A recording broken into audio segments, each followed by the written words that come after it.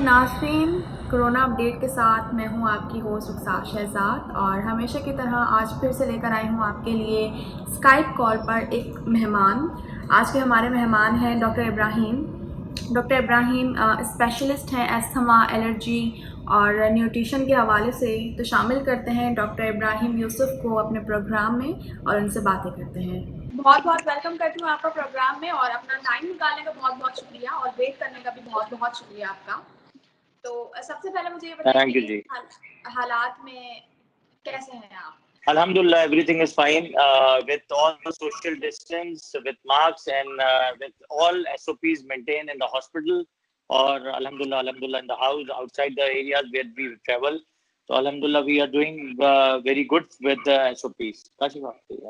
अच्छा सर, अपना थोड़ा सा आप इंट्रोडक्शन दे दीजिए। क्या क्या आप किस किस शोबे से आप ताल्लुक रखते हैं, डॉक्टर किस चीज़ के हैं आप? मैं हूँ डॉक्टर इब्राहिम यूसुफ।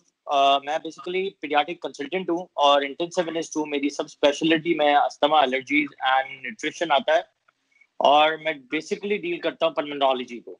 ठीक है डॉक्टर साहब, पाकिस्तान में तो लगता है कोरोना है ही नहीं और अवाम पाकिस्तान की तो खास तौर पर ये कसम खा के बैठी है कि ना मास्क पहनेंगे, ना प्रिकॉशंस अपनाएंगे और सोशल डिस्टेंसिंग तो बहुत दूर की बात है। क्या कहेंगे एक डॉक्टर होने के हवाले से पाकिस्तान इस वक्त किस जगह खड़ा है? देखिए रुखसार, मसला ये है कि सबसे एक इम्पॉर्टेंट चीज़ है हमारी तालीम। अगर अगर हमारे बैक थ्रो में चले जाएं तो हमारी तालीम हमारे लिए सबसे इम्पॉर्टेंट है। उस तालीम के से हम लिंक करते हैं आगाही को, उस आगाही से लिंक करते हैं हमारे एथिक्स और एसओपीज को। सॉरी टू से कि ऑनरेबल हमारे supreme court, honourable government, honourable जितने भी लोग जो हमारे लिए काम कर रहे हैं या इस शोबे से ताल्लुक रखते हैं, उन सब का प्रॉब्लम ये है कि उनकी साइंस एजुकेशन वो इतनी प्रॉपर नहीं है कि they could understand what should we do for these type of pandemic infection. और वो पैंडेमिक इन्फेक्शन कई दफा जाके हमारे लोगों में इतना इन्फेक्शन करा देता है अब कंट्रोल करना सबसे मुश्किल हो। लास्टली अगर आप देखें, अगर एक महीने पहले तो आपने अगर हमारे ऑनरेबल कोर्ट है या हमारे ऑनरेबल गवर्नमेंट हैं, उनके जो तसुरात सुने होंगे, उसमें ये था कि एवरीथिंग शुड बी ओपन और हम खुद कंट्रोल कर लेंगे, लोग आवाम समझ जाएगी, लोगों को हम एहसास करवा लेंगे कि what is the importance of masks, what is the importance of isolation, what is the importance of staying far away from each other. हमारी गवर्नमेंट उस चीज को सीरियस नहीं ले रही है कि हम किस तरह उसको जाके इतना लेवल पे जाके उसको हम कंट्रोल कर सकते हैं। तो आप ये बताएं रुखसार के हम जो आगाही और एजुकेशन है वो ही हमारी इतनी नहीं है और इतना हम जो है लेके उसको नहीं चल सकते हैं, क्योंकि अब जब तक हमारी हेल्थ एजुकेशन अच्छी नहीं है और हमारे जो हेल्थ के जो लोग हैं, जो सरबराह हैं, उनके पास ही इतनी अच्छी इंपॉर्टेंस ना हो।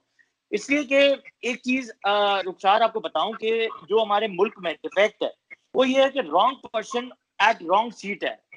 जब रॉन्ग पर्सन रॉन्ग सीट पे जब बैठता है ना, तो उसको ये एहसास नहीं होता कि यार डॉक्टर्स और हेल्थ मिनिस्टर्स हैं या हेल्थ के साथ आपको कैसे मिलके काम करना है। अब इनको मैं अगर समझाऊं कि यार कि ये कंडीशन है और इस कंडीशन के हिसाब से मुझे इस तरह मैनेज करना है, तो डू यू थिंक कि मैं इसको मैनेज कर सकता हूँ? तो सबसे इंपॉर्टेंट चीज है कि जब तक आगाही नहीं होगी तो मैं उस आगाही को तो एजुकेशन आदमी तो अब आप अगर आपको एग्जांपल लें कि आप जितने भी आप लोग सोशल नेटवर्क वाले लोग हैं, जितने आप लोग हैं जो हमारे साथ मिलके ये एजुकेशन प्रोग्राम्स कर रहे हैं, या स्पेशली आप देखें मैसेज दिया जा रहा होता है कंटिन्यूस, उस कंटिन्यूस मैसेज को लोग किस तरह सुन रहे हैं और किस तरह उसको अडॉप्ट करते हैं। डू यू थिंक वो अडॉप्शन हमारे लिए इतना इम्पोर्टेंट आता है? मैं नहीं समझता कि वो मैसेज जो है कंटिन्यूस जनवरी से आपके हर फोन की रिंगटोन में है, और वो रिंगटोन के हिसाब से मुझे नहीं लगता कि किसी ने भी अपने दिल के और दिमाग में वो चीज को बसाया हो और इस चीज को लेके चला हो। इवन तो आप मार्केट्स में जाएं तो लोग किस तरह खड़े हुए हैं, आप देखें पीछे आके एक आदमी खड़ा हो जाता है जो मास्क में नहीं है, एक आदमी आगे मास्क के साथ खड़ा हुआ है जो सोशल डिस्टेंस कर रहा है, जो पीछे खड़ा है वो मास्क के साथ खड़ा हुआ नहीं है, वो बातें भी कर रहा है और अपनी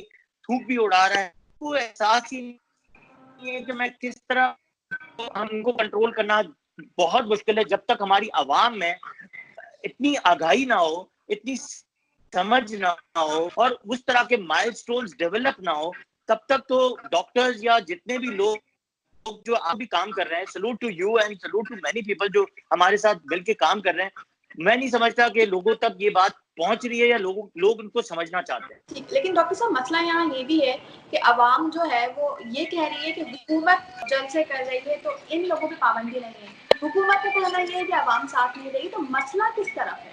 देखिए मसला पहले मसला है हमारी आवाम में, जो देखिए हुकूमत ने तो देखिए हुकूमत ने आपकी बहुत सारी चीजों को कहा, क्लियर कर रही है। हो सकता है कि आपको रिस्क और ड्यूटी जो पूरा करूंगा तो अल्लाह ताला पूरा करवा रहा था, लोग इस चीज को हेल्प आउट भी कर रहे थे और बहुत सारी चीजों को हेल्प भी की है। लेकिन अगर आप आवाम को लें तो आवाम ये बात समझना नहीं चाह रही है कि अगर कोई इन्फेक्शन है, पेंडेमिक, तो उसको कंट्रोल, देखिए आवाम क्या मतलब, अगर फर्ज करें कि अगर एक एग्जांपल ले लें कि बाहर एक वॉर हो रही है और बॉम्ब फट रहे हैं, या मैं ये समझाऊंगा कि आप प्लीज इस चीज को ख्याल रखें, या मैं खुद ही एहसास करूंगा कि यार मैं बाहर नहीं जाऊं। तो देखिए गवर्नमेंट और पॉपुलेशन में या इनको तो खुद होना चाहिए कि अगर लोगों ने समझा रहे हैं, मैंने आपको कहा ना एक रिंग टोन जो बता रही है उसी को नहीं चल रही है, उसका एहसास ही नहीं है उस रिंग टोन का, तो आप समझ सकते हैं कि गवर्नमेंट या जो हम लोग हैं या आप लोग जो इतना हमारे साथ काम कर रहे हैं वो क्या एहसास दिलवा। जब तक आवाम के अंदर आगाही खुद नहीं आएगी, जब तक अपने आप से मोहब्बत नहीं होगी, जब तक तो आई डोंट थिंक सो ये हम फॉलो। ठीक है, अच्छा जिस तरह वज़ीर आज़म इमरान खान ने जो है वो साफ कह दिया कि बहुत बुरा वक्त आने वाला है और जुलाई के एंड तक जो है वो कोरोना वायरस अपनी पीक पर होगा, तो डॉक्टर क्या इस बुरे वक्त को किस तरह डिफाइन करेंगे, क्या बुरा वक्त आने वाला है? देखिए बुरा वक्त तो देखिए अभी बुरा वक्त तो आपने 15 डेज को रमजान में अगर आप देखें तो डेथ रेशियोज जो थी और incubation period, infection period, incubation भी पीरियड और इन्फेक्शन पीरियड भी आप देखें कि जिस अवाम 10 दिन जो ईद के 10 दिन जो निकली है और उसमें जो इन्फेक्शन का रेशियो बढ़ा और इन्फेक्शन रेशियो फैला, आप इसके हिसाब से देख लें कि डेथ रेशियो कितनी फैली है, ना आईसीयू मिल रहा है, ना बेड मिल रहा है, ना दवाइयां मिल रही हैं। और आप दूसरी तरफ ये सोचें कि जिस चीज की आप आगाही देने की कोशिश कर रहे हैं, एग्जाम मैंने एक आगाही के लिए लाया कुछ ईद के बाद, और उसमें था कि आप घर में हो सकता है कि आगे जाके हमें ऑक्सीजन कंसंट्रेटर और पल्स ऑक्सीमीटर की बहुत जरूरत पड़े, जैसे कि थर्मोमीटर्स और मार्क्स कम हो गए थे। तो मैंने इस चीज की आगाही का एक मैसेज चलाया और जो बहुत लाखों लोगों तक ये मैसेज पहुंच गया। वो हमारे साथ हुआ ये कि ऑक्सीजन कंसंट्रेटर के लोगों ने जो इस कॉस्ट में बेचना शुरू किया था उससे वो डबल दाम कर दिए। जो पल्स ऑक्सीमीटर 2000 का था वो पहुंच गया 10,000 में। देखिए ये हमारे मुल्क में देखिए एक तरह से देखिए सजा भी इसलिए कि अगर फर्ज करें कि मैं अगर अपने अंदर ही एहसास नहीं करूंगा तो आई डोंट थिंक सो कि मुझसे ये कोरोना कभी भी जाएगा। तो हम तो एक तो अल्लाह ताला से डरते भी नहीं है, हम अगर किसी चीज की आगाही और फ्यूचर की प्लानिंग बताते हैं तो वो लोग इतना स्टॉक कर लेते हैं कि हमारे आवाम उस मुश्किल से दरपेश होना शुरू हो जाती है। हमने कहा ऑक्सीजन घर पे, ऑक्सीजन का रेट 300 ऑक्सीजन था वो पहुंच गया 1000 रुपए पे, वो भी बड़ी मेहनत मिलना शुरू हुआ है। तो ऐसी बहुत सारी सिचुएशन होती है जिससे अल्लाह ताला नाराज होता है। और रुखसार आपको बताऊं कि हम जितनी कोशिश कर रहे हैं कि लोगों को आगाही दें, मैसेज दें, फ्यूचर की प्लानिंग्स बताएं, और उसी तरह जो है प्लानिंग हमारी जो है बस्ट हो जाती है। ठीक है डॉक्टर साहब, जो हॉस्पिटल्स में हालात चल रहे हैं, वेंटिलेटर्स नहीं है, ऑक्सीजन मशीन्स नहीं है, अब इवन के हालात यहाँ तक पहुँच गए हैं कि हम अपने प्यारों के लिए जो है वो ऑक्सीजन मशीन्स लाख लाख डेढ़ लाख और लाखों में जो है वो खरीद रहे हैं क्योंकि हॉस्पिटल्स में मौजूद नहीं है। तो क्या यह अफसोसनाक बात नहीं है कि हुकूमत इस तरफ ध्यान देने के बजाय कि हॉस्पिटल्स में जो है वो चीज़ों को पूरी तरीके से प्रिपेयर करे, आवाम जो है वो खुद से निकल पड़ी है अपनी जान बचाने के लिए? देखिए, हॉस्पिटल का आपको बात बताऊं, आप अगर हॉस्पिटल या डॉक्टर्स को देखें तो उनका कसूर नहीं हो सकता, क्योंकि देखें ये आगाही जनवरी से कंटिन्यूस आपके मैसेजेस पे, फरवरी में, मार्च में, अप्रैल में, मई में, इन कंटिन्यूस एक आपको एक पूरी मुल्क को एक बहुत एक संगीन मसले से दुश्वार दरपेश होने के लिए एक मुहिम चलाई, जिसमें एक बहुत बड़े बड़े जो डॉक्टर्स थे, साइंटिस्ट थे, उन लोगों ने, WHO ने एक आपको प्लानिंग बता दी, डेंजर जोन में डाल दिया कि यार Pakistan can be in a danger zone. आप ये सोचें कि एक डेंजर जोन जो है वो एक लेके आप उसको आप एक बम के गोले में बैठे हुए हैं, और आप ये सोचें कि आप हॉस्पिटल पे, आप अगर हॉस्पिटल को कहें कि हॉस्पिटल का कसूर है या वेंटिलेटर्स नहीं है या डॉक्टर्स अवेलेबल नहीं है या डॉक्टर्स की ट्रीटमेंट सही नहीं है। देखिए, जितनी रिक्वायरमेंट थी उसके हिसाब से we were very back throw, और हमारे ऑनरेबल रिस्पेक्टेबल पीएम ने भी उस जमाने में कह दिया था कि वी डोंट हैव रिसोर्सेज, और हम उस रिसोर्सेज तक कभी भी हमारी हेल्थ नहीं पहुंच सकती है, क्योंकि हम दूसरे रिसोर्सेज में इतने वीक है तो हम हेल्थ में कहां से पहुंच सकते हैं। तो जब हमारे पास रिसोर्सेज ही नहीं है और हमारे पास उस तरह की ट्रीटमेंट्स नहीं है, हमारे पास उस तरह की दवाएं नहीं है जो हमें इंपोर्ट करनी पड़ रही है, हम वो दवाएं बना भी नहीं सकते हैं। तो आप ये नहीं तैयार कर सकते कि हॉस्पिटल का कसूर है या वेंटिलेटर्स नहीं है। ये तो देखिए आवाम को सोचना चाहिए था, या अभी भी आवाम को सोचना चाहिए, जो अभी भी इस चीज को समझते हैं कि दिस इज एन हॉक, या ये एक कॉन्स्पिरेसी है, और इस कॉन्स्पिरेसी की वजह से जो है डॉक्टर्स हमें या हुकूमत हमें बेवकूफ बना रही है। तो ये चीजें सबसे गलत है। अब देखिए, कॉन्स्पिरेसी का या हॉक्स का तो कुछ जाना नहीं है, गया तो आवाम का, ये ह्यूमैनिटी जो है हमारे सामने जा रही है, लोगों के घर में लोग जाए जा रहे हैं, उनकी डेथ्स हो रही हैं, बीमार हो रहे हैं, आईसीयू नहीं है, ऑक्सीजन नहीं है। एक एक घर में एक एक हफ्ते में मैंने 2-2 डेथ्स देख ली हैं। एक एक घर में 4-4 मामू चले गए, 4-4 फूफियां चली गई, एक एक घर में 20-20 लोग एक साथ चले गए। यानी आप सोचे तो सही कितने हम क्रूशियल स्टेजेस में आ गए, क्योंकि इसकी वजह यही थी कि ये वो लोग हैं जिन्होंने आज तक कभी भी इन चीज को मानने की कोशिश नहीं की कि ये कॉन्स्पिरेसी है या ये हॉक्स है या ये रियलिटी है। अभी भी हम इसको मैसेज दे रहे हैं। देखिए, आप भी एक सीरियसली प्रोग्राम्स कर रहे हैं और रिपीटेडली प्रोग्राम्स किए जा रहे हैं कि ये हॉक्स नहीं है, ये कॉन्स्पिरेसी नहीं है, this is an reality to face it कि दिस इज एन पेंडेमिक, और ये एक बहुत खतरनाक मराहल से गुजरेगा और गुजर रहा है, और आगे इन फ्यूचर भी क्या नुकसान देगा वी डोंट नो, क्योंकि ये I don't think so this will be stop. और इसका सोल्यूशन एक ही है। देखें, आपको जब तक कि आप सेल्फ आइसोलेट, मतलब सब लोग अपने घर में नहीं रहेंगे, अगर जरूरत के वक्त आप निकल भी रहे हैं और अगर आप एक डिस्टेंस से नहीं रह रहे, और अगर फर्ज करें कि आप उन चीजों को, एसओपीज को फॉलो नहीं कर रहे हैं, तो मेरे ख्याल से तो आप इस चीज को, हॉस्पिटल को या वेंटिलेटर्स को या डॉक्टर्स को या हुकूमत को, आप इनको आप ब्लेम नहीं कर सकते। ठीक है डॉक्टर साहब, जो हमने अक्सर रोडों पे देखते हैं वो जो लोग मास्क बेच रहे हैं, कपड़े के बने हुए, और बहुत सारी आवाम जो है हमारी वही मास्क यूज कर रही है। क्या वो मास्क किसी काम का है? क्योंकि आवाम का इसमें कोई कसूर नहीं, क्योंकि उन्हें अवेलेबल नहीं है वो मास्क जो सर्जिकल मास्क होते हैं। क्या हुकूमत इस तरफ भी ध्यान नहीं दे रही है?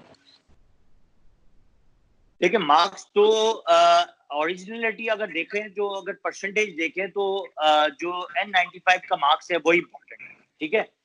फिर आ जाता है उसके साथ सर्जिकल मार्क्स। जब सर्जिकल मार्क्स की अगर आपको अवेलेबिलिटी नहीं है, तो मैंने हमेशा हर प्रोग्राम में अपने कहा है कि आप एक 3 तय का मार्क्स बना लें। उसके अंदर आपने अगर अपने आप को प्रोटेक्ट करना है, बहुत सारे लोग घर में अपने 3 तय का मास्क बना लेते हैं, उसको अगर आपने यूज किया और अपने घर में आपके 10 लोग हैं और 10 कलर्स लेके आपने वो मार्क्स अपने 5-5 घर में बना लिए, तो दैट इज इनफेबल कि आप उसको अपने आप को प्रोटेक्ट कर सकते। देखिए, कोई चीज नहीं मिल रही है और आप इसका ऑल्टरनेटिव सोच के 3 तय का मार्क्स आप घर में बना लेते हैं, तो ये तो एक अच्छा सोल्यूशन है। और इसके कलर्स अलग कर दें, उसको वॉशेबल की तरह रखें। नो डाउट इसकी अफादियत हो सकता है कि 100% ना हो, लेकिन 60-70% तो है। और 60-70% के साथ अगर आप डिस्टेंस से रहते हैं, अगर आप एक मीटर के डिस्टेंस आप से बात करते हैं तो वो भी आपके लिए बहुत है। उसके लिए जरूरी तो नहीं है कि आपने सर्जिकल मास्क ही ढूंढना है या N95 नहीं मिल रहा है या आगे जाके भी नहीं मिलेगा, तो ये this is not a solution, this is only an education जो हम आपको दे रहे हैं कि आप मास्क का इस्तेमाल करें, घर पे बना लें, 3 तह वाला मास्क बनाएं। 10 लोग घर में है, 10 लोगों के 10 कलर्स के मास्क बनाए, अपने अपने कलर्स का ध्यान रखें ना। इसको बहुत इंटरनली लेके आपको ये नहीं करना है कि यार ये नहीं मिलेगा तो मैं तो फिर तो मैं ऐसी जंग में निकल जाऊंगा।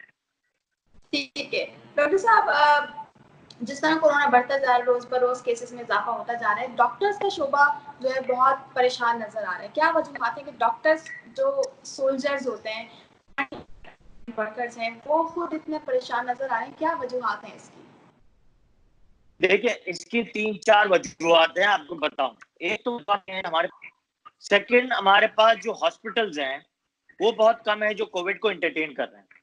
अब तीसरा मसला ये है कि कुछ जो हमारे डॉक्टर्स हजरात हैं या XYZ जो स्पेशलिस्ट भी हैं, अगर हम उनको एक्सपर्ट ओपिनियन के लिए हम उनको फोन करते हैं और इनको हम कहते हैं कि यार आपकी तबीयत इस तरह खराब हो रही है तो go to a COVID hospital और वहां पे जाके आप एक चेकअप करा लें या कुछ टेस्ट करा लें। पहले तो हमारे यहाँ पहला रिफ्यूजल ये है कि हमें टेस्ट नहीं करवा। दूसरा रिफ्यूजल ये है कि हम जो एक्स्ट्रा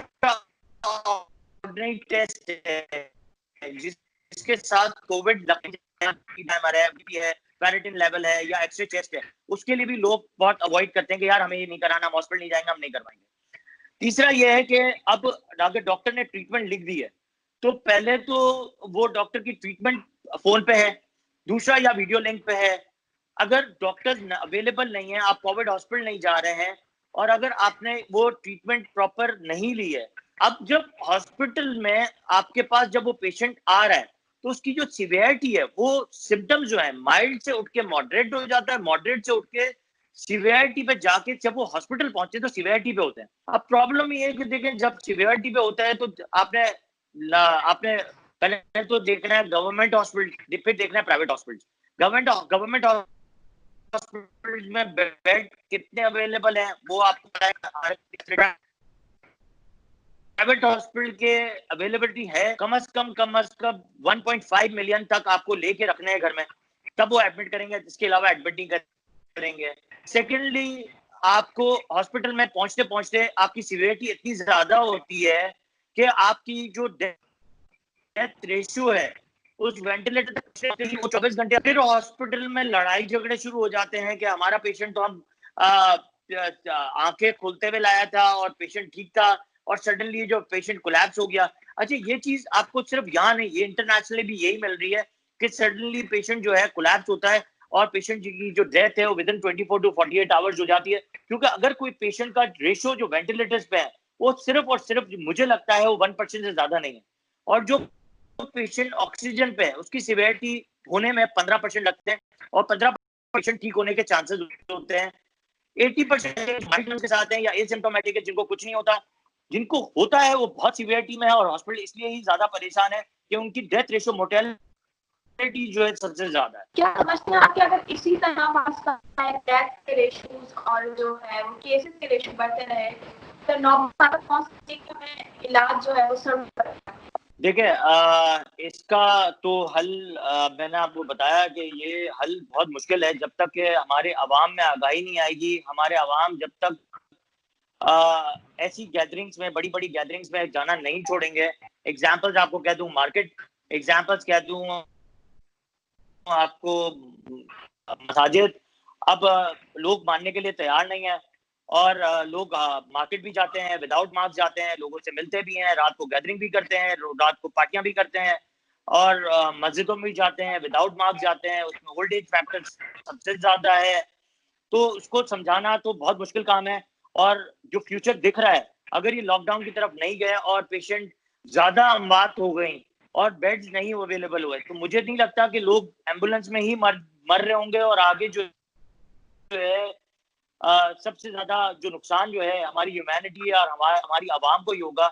अगर हमारी आवाम जो है इस चीज को सीरियसली अपने दिल से और दिमाग से नहीं अंडरस्टैंड करेगी कि ये कॉन्स्पिरेसी नहीं है, ये हॉक्स नहीं है, दिस इज अ रियलिटी और दिस सीरियस इशू अमंग अस, और ये हमारे मुल्क के लिए, हमारे पेरेंट्स के लिए, हमारे ओल्ड एज के लिए सबसे खतरनाक है। जिस तरह न्यूजीलैंड ने जो है वो कोरोना वायरस को शिकस्त दी, तो क्या समझ लॉकडाउन जो है वो एक कोरोना वायरस को खत्म करेगा या कम करने का? लॉकडाउन क्या आपकी नजर में कितना effective है और कितना कारगर साबित हो सकता है? देखिए, आपको बात बताऊं कि न्यूजीलैंड की बात करें या आप नॉर्वे की बात करें या ऐसी कंट्रीज की बात करें जहाँ पे पहले तो सिस्टम ऑफ ठीक है, वहां पे ही पहले तो आपको इन आवाम को वहीं पहले रोक दिया जाता है जो ये इन्फेक्शन लेके आ रहे हैं या जा रहे हैं। ठीक है, दूसरा उनकी आप अगर गूगल पे जाएं और उनकी आवाम देखें तो सिर्फ 22 लाख लोग,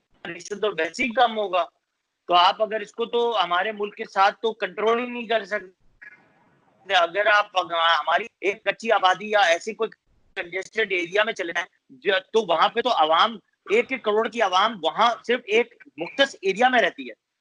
तो आप हमारे मुल्क को या हमारे जो दूसरे ममालिक हैं जो डेवलपिंग कंट्रीज हैं, अंडर डेवलप्ड कंट्रीज हैं, वहां पे जहाँ पे पॉवर्टी लेवल बहुत ज्यादा है, जहाँ पे फ्लैट्स बहुत हैं, जहाँ पे छोटे छोटे अपार्टमेंट्स हैं, वहां पे और उनके साथ कंपेयर करना हमारे लिए दिस इज नॉट सुटेबल। हम अगर उस चीज को जश्न मना रहे हैं या बार बार उसकी मार्केटिंग कर रहे हैं, that's not a real fact. आप अगर उस चीज की मार्केटिंग करेंगे और उसको आप लेके चलेंगे और इसकी आप मार्केटिंग करेंगे कि यार न्यूजीलैंड ने कर लिया या ऑस्ट्रेलिया में इन्फेक्शन बहुत कम है, तो आप तो ये तो बिल्कुल आप उसमें रहेंगे कि यार समझ लें कि दिस इज इनवर्सली प्रोपोर्शनल है। आप उसको आप कंपेयर प्लीज ना करें और आगे लोगों को ये भी बोले कि यार उस मुल्क में और हमारे मुल्क में बहुत फर्क है। और प्लस साथ में एक और बात बताऊं, देखिए एजुकेशन लेवल वहां पे, हेल्थ सिस्टम और एजुकेशन लेवल वो बहुत ज्यादा स्ट्रांग है क्योंकि उनकी आवाम में अगर आगाही है और उनकी आवाम में हेल्थ एजुकेशन बचपन से दी जाती है, जो हमारे मुल्क में कभी भी एथिक्स, हमारे मुल्क में एजुकेशन, हमारे मुल्क में सलाहियत, हमारे मुल्क में तमीज, हमारे मुल्क में टेक्निकल वर्क, हमारे मुल्क में ये चीजें नहीं सिखाई जाती हैं जो हमारे यहाँ लैक ऑफ एजुकेशन समझी जाती है। हमारे मुल्क में जो स्टडी है वो रट्टू तेते की तरह एजुकेशन होती है। हमारे मुल्क में अंडरस्टैंडिंग की एजुकेशन नहीं है, हमारे यहाँ टेक्निकल सपोर्ट की एजुकेशन नहीं है, हमारे मुल्क में हेल्थ की एजुकेशन बचपन से नहीं दी जाती है। तो आप एक्सपेक्ट कर सकते हैं कि आप जो हमारे जो डेवलप कंट्रीज हैं या जो हाई स्टैंडर्ड कंट्रीज हैं उनसे आप कंपेयर कैसे कर सकते हैं जहाँ पे हेल्थ एजुकेशन ही नहीं है, वहां पे आप इस आवाम से क्या एक्सपेक्ट करेंगे? ठीक है डॉक्टर साहब, एज अ डॉक्टर आपके ख्याल में कोरोना से बचने का सबसे ज्यादा मौसर हल क्या है?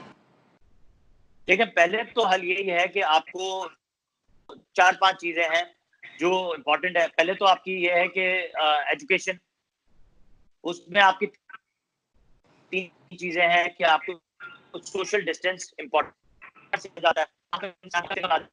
दूसरा मैंने आपको बताया कि हैंड सैनिटाइज या हैंड वॉश करना है। मजदूर लोग हैं, मट्टी में भी आप गर्म मट्टी में आप हाथ डालें, वो सैनिटाइज कर सकते हैं उसको। दूसरा इंपॉर्टेंट ये है कि आपकी इम्यूनिटी बिल्डअप करने के लिए आपको अच्छी ग़िज़ा लेना बहुत जरूरी है। टेंशन फ्री रहना होता है। बार बार सोशल मीडिया पे या ये जो जितने भी चैनल्स हैं जहाँ पे ऐसी चीजें सुन रहे होते हैं जिससे स्ट्रेस लेवल बढ़ता है, उसको आप कम करें। एक्सरसाइज जरूर करें, हाइड्रेट रखें अपने आप को। दूसरा, एक्सरसाइज से साथ साथ आपकी नींद बहुत इंपॉर्टेंट है। आपको 8 आवर्स की नींद बहुत इंपॉर्टेंट है, जो और स्पेशली रात को अर्ली आवर्स में नींद, क्योंकि अगर आप लेट सोते हैं तो हमारे जो एंजाइम्स है, कोर्टिसोल के जो एंजाइम्स है, वो हमारी बॉडी के इम्यूनिटी को बर्बाद करते हैं और हमारी जो एंजाइम्स हैं उसको लैक कर देते हैं, जिसकी वजह से हम बीमार ज्यादा होते हैं। उनको भी ये मेरी हमेशा मशवरा है कि टेक अ डीप और अच्छी स्लीप लें रात के वक्त, और वो 12 बजे से पहले पहले आपकी होनी चाहिए और सुबह तक हो। फजर की नमाज पढ़ें, उसके बाद आप जागें, अपना काम करें और जो है सबके लिए दुआ करें, ह्यूमैनिटी के लिए, और हमारे लिए भी दुआ करें, आप लोगों के लिए भी दुआ करें, क्योंकि आप लोगों का रोल हमसे ज्यादा है, क्योंकि आप हम लोग से कनेक्टेड रहते हैं। ठीक है डॉक्टर साहब, बहुत बहुत शुक्रिया आपका इतनी अवेयरनेस की बातें हमारी आवाम तक पहुंचाने का, और इसी के साथ आपसे इजाजत लेती हूँ। अल्लाह हाफिज़।